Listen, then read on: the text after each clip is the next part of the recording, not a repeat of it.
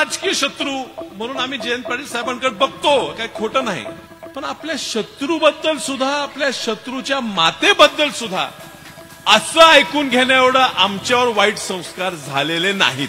त्याच्या मागे कोण आहे महत्वाचं.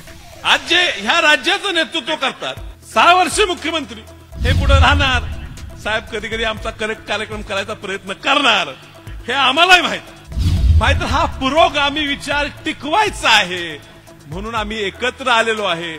कुणाच्या वाढ व्हायला लागले म्हणजे आम्हाला जरा सुद्धा वाईट वाटत नाही. हा जिल्हा, हे राज्य चुकीच्या दिशेनं चाललंय हे जो वाईट वाटते. पण तुम्हाला इतिहास माहिती आहे, तुम्हाला संघर्ष माहिती आहे. ह्या जिल्ह्याने राजकीय संघर्ष खूप बघितलेले आहे. वसंतदादांचा आणि राजाराम बापूचा कदाचित नवीन पिढीला जुना इतिहास माहित नसेल, पण कधीतरी त्या विधानसभेच्या प्रोसिडिंग जर वाचल्या, डिबेट्स, जी चर्चासत्र झाले, त्याचे जर तुम्हाला लेख मिळाले तर वाचावेत. वैचारिक एवढा मोठा मतभेद होता. आज राजाराम बापू जाऊन 40-50 वर्ष झाले, वसंतदादा जाऊन 40 वर्ष होत आहे. अजूनही कदाचित तो वैचारिक वाद आहे. तिसरी पिढी आली तरी आम्ही लढतोय, आमच्यात संघर्ष आहे, आम्ही नाकारणार नाही. या ठिकाणी तुम्ही जयंत पाटील साहेबांच्या प्रेमासाठी आलेला आहे. मंचावर बसलेले भरपूर लोक जयंत पाटील साहेबांच्या प्रेमासाठी आलेले आहेत. तुमच्या मनात जे साहेबांबद्दल प्रेम आहे ते कदाचित माझ्या मनात नसेल. आम्ही संघर्ष पाहिलेला आहे. राजाराम बापू आणि वसंतदादांची गोष्ट दिलीप तात्याने या ठिकाणी सांगितली. पण बापूंच्या निधनानंतर वसंतदादांनी सांगितलं की बापू गेले, वाद संपला. वैचारिक वाद होता तो संपला. आम्ही सुद्धा संपवायचा प्रयत्न करतो. कदाचित राजकीय वैचारिक वाद आमचा चालू राहील, पण ज्या वेळेला आमचा राजकीय शत्रू म्हणून आम्ही जयंत पाटील साहेबांकडे बघतो, काही खोटं नाही, पण आपल्या शत्रूबद्दल सुद्धा, आपल्या शत्रूच्या मातेबद्दल सुद्धा असं ऐकून घेण्या एवढं आमच्यावर वाईट संस्कार झालेले नाहीत. म्हणून पहिला निषेध मी केला आणि मी सांगितलं हा कोण व्यक्ती आहे, हे जी नेमकी वैचारिक मूळ काय आहे. 19ची लोकसभा माझ्या विरोधात लढली. कुणीतरी म्हणते, चर्चा करते, माझ्याहून कमीच मतं पडली. त्यावेळी ते बाळासाहेब आंबेडकरांकडे गेले, वंचित आघाडीकडे, आणि बाळासाहेब आंबेडकरांच्या मंचावरनं बोलत असताना एवढं पुरोगामी भाषण दिलं साहेब, एवढं पुरोगामी भाषण दिलं साहेब, आवाड साहेब तुम्ही लाजाल, एवढं पुरोगामी भाषण त्या ठिकाणी केलं मतं मागण्यासाठी. किती वैचारिक भाषण केलं. शाहू फुले, आंबेडकर, अहिल्यादेवी होळकर सगळ्यांची नावं घेतली, अजूनही घेतात. आणि ह्या ठिकाणी आमदार झाल्यावर ह्याच ठिकाणी सभा झाली, लई लांब नाही, ह्याच ठिकाणी सभा झाली.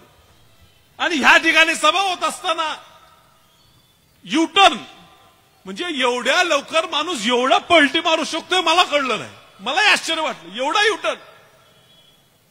पण त्याची भाषणं झाली, त्या भाषणात त्यांनी बोलावं, माझ्यावर बोलावं, किती बोलावं, जयंत पाटील साहेबांना बोलावं, आम्ही एकामेकावर बोलू, तुम्हाला आमच्याबद्दल काय बोलायचं आहे ते बोला. पण ह्या ठिकाणी उल्लेख त्यावेळी त्या व्यक्तीने केला की वसंतदादांनी आणि राजाराम बापूंनी ह्या जिल्ह्यासाठी काय केलं. वसंतदादांनी काय केलं हा प्रश्न इथं विचारला सांगलीत. दुर्दैव आहे की जातीच्या कारणासाठी तुमची डोकी भ्रष्ट करून, बुद्धी भ्रष्ट करून, तुम्हाला येडं करून समोर बसवलं आणि तुम्ही बी टाळ्या वाजवा लागला. अहो, ज्या व्यक्तीने स्वातंत्र्य देशाला मिळवून दिलं, छातीवर जो गोळी खाल्ली, पुरोगामी महाराष्ट्र निर्माण केला, त्या व्यक्तीबद्दल तुम्ही बोलता.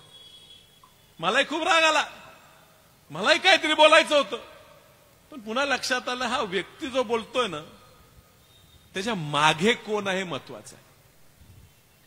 आज जे ह्या राज्याचं नेतृत्व करतात, 6 वर्ष मुख्यमंत्री आहेत ना, 6 वर्ष मुख्यमंत्री, 2.5 वर्ष उपमुख्यमंत्री,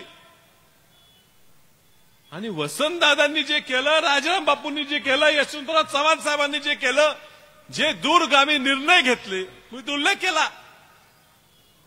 शिक्षणासाठी वसंतदादांनी त्यावेळेला इंजिनियर पोरं आपल्या गरिबाची झाली पाहिजे म्हणून धोरण केलं. आजही परदेशात सुद्धा त्या मायक्रोसॉफ्ट, इंटेल, एआय आज नवीन नवीन आल्या त्या ठिकाणी काम करणारी पोरं आज महाराष्ट्रातल्या गरिबाची पोरं त्या ठिकाणी ती जात बघून नाही, प्रत्येक जातीची पोरं त्या ठिकाणी शिकतात. ही धोरण आणलं म्हणून.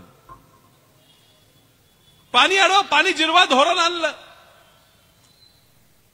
पण आता ह्यांच्या विरुद्ध बोलायची गरज का पडली? कारण तुम्ही 8.5 वर्ष मुख्यमंत्री उपमुख्यमंत्री राहून सुद्धा एकही ह्या राज्याच्या फायद्याचा निर्णय तुम्हाला घेता आला नाही. म्हणून जे मोठी लोक आहेत त्यांच्यावर बोलायचं, मात्र बोलताना संस्कृती जपायची, सुसंस्कृत स्वतःला म्हणून घ्यायचा आहे, म्हणून अशी पाळलेले प्राण्यांकडनं बोलवून घ्यायचा हा प्रकार चाललेला. साहेब मला कोणतरी परवा सांगितलं, सुसंस्कृत व्यक्ती आणि सुसंस्कृत नेता यात फरक असतो. सुसंस्कृत व्यक्ती व्हायला काय लागते, पण सुसंस्कृत नेता व्हायला आपल्या भोवतीची लोक सुद्धा तशी सांभाळावी लागतात. तुमच्या भोवती जी फिरणारी आसपास भरणारी माणसं आहेत, जे एजंट लोक फिरतात, जी तुमच्यासाठी भुकणारी लोक फिरतात, ती बघितली तर तुम्हाला सुसंस्कृत नेता कुणी म्हणू शकणार नाही. आणि म्हणून आज आलेलो आहे आमच्या सगळ्यांच्या, तुमच्या सगळ्यांच्या भावना कुठतरी आपण एक आलं पाहिजे. मला काल कोणतरी एक स्टोरी सांगितली, गोष्ट सांगितली की कौरवांचं आणि पांडवांचं भांडण चालू होतं, युद्ध चालू होतं आणि गंधर्वाच्या चित्रसेनानं हस्तिनापूरवर हल्ला केला. आणि हस्तिनापूरवर हल्ला केल्यावर कौरव आणि पांडव एकत्र आले आणि त्या चित्रसेनाचा पराभव करून हस्तिनापूर सुरक्षित ठेवलं. आता पुन्हा नंतर भांडले, परत महाभारत घडलं. तर आता शशिकांत शिंदे साहेब तुम्ही आहे, तुम्ही आता अध्यक्ष आहे. आमचं महाभारत कदाचित आमच्या जिल्ह्याचं चालूच राहणार, हे पुढे राहणार. साहेब कधी कधी आमचा करेक्ट कार्यक्रम करायचा प्रयत्न करणार, हे आम्हालाही माहित आहे. माहित हा पुरोगामी विचार टिकवायचा आहे म्हणून आम्ही एकत्र आलेलो आहे. कुणाच्या वाढ व्हायला लागले म्हणजे आम्हाला जरा सुद्धा वाईट वाटत नाही. हा जिल्हा, हे राज्य चुकीच्या दिशेनं चाललंय हे जो वाईट वाटते म्हणून आम्ही सगळे एक आलेलो आणि आम्ही एक राहणार. खूप बोलायचं आहे, मात्र जरा मी उशीर आल्यामुळे मला नंतर तुमच्या प्रमुख वक्त्यांच्या नंतर बोलावं लागलं, याबद्दल तुमची क्षमा मागतो.